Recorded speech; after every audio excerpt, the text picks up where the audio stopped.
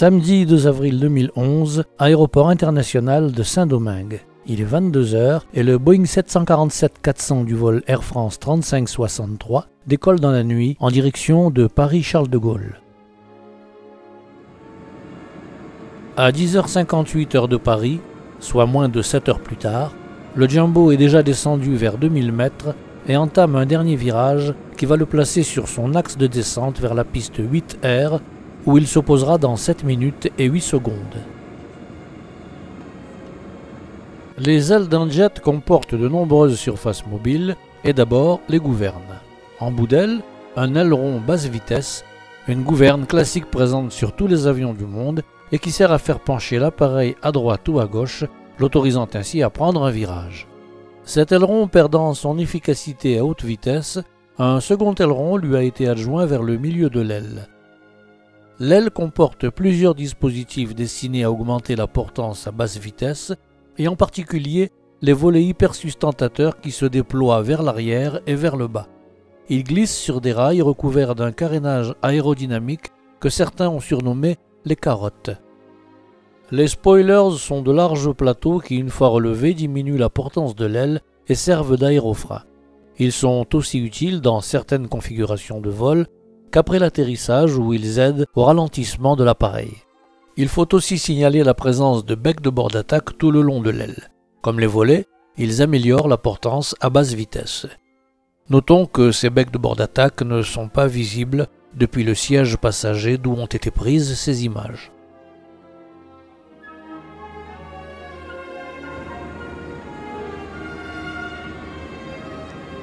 Vers 10h58, nous sommes au sud de Chanteloup-les-Vignes et l'on peut voir le fleuve entre les villes de Verneuil et de Triel-sur-Seine. On reconnaît d'ailleurs aisément les étangs de Verneuil.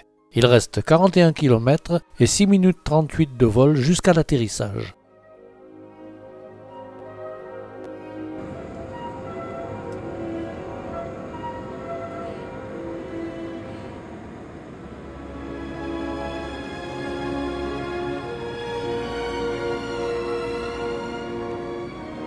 Une minute plus tard, nous survolons la rive gauche de la Seine, au sud de Conflans-Sainte-Honorine. On identifie clairement la dernière boucle de l'Oise et dans le lointain la ville de Cergy avec son célèbre axe majeur, visible de très loin. Plus que 32 km et 5 minutes 39 avant le toucher.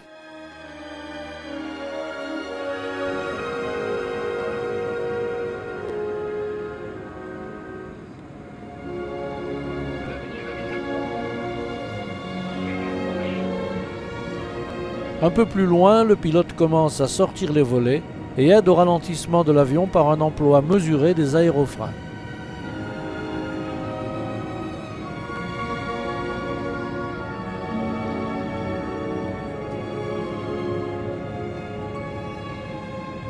Notre appareil vole à présent entre Hermont et Sannois et les habitants de Montigny-les-Cormeilles reconnaîtront sans doute leur stade. Dans 4 minutes 47 et 26 km, le 747 se posera sur la piste 8R de Roissy-Charles de Gaulle.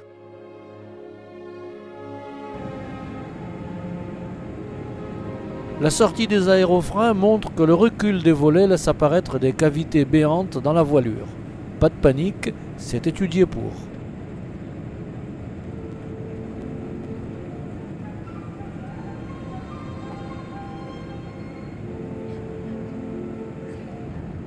Le déploiement des volets se poursuit progressivement.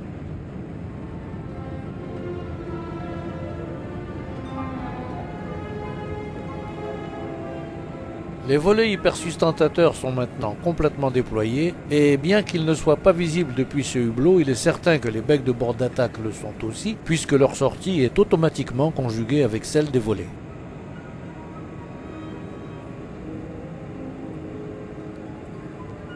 La zone survolée n'est pas toujours identifiable en temps réel, surtout s'il y a des nuages. Pour ce point précis, l'identification n'a pu se faire qu'a posteriori en décryptant les images filmées et avec l'aide de Google Earth. Il s'agit de Sarcelles, et encore une fois, c'est son stade qui a été le critère déterminant de l'identification.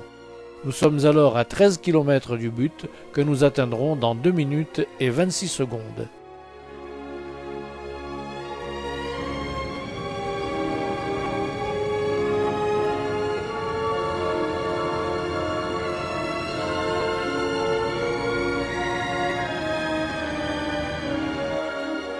Notre 747 est maintenant à l'intérieur de la zone aéroportuaire et arrive au bout du voyage. La piste 8R est droit devant à 2,5 km. Il ne nous reste que 32 secondes de vol avant le toucher des roues.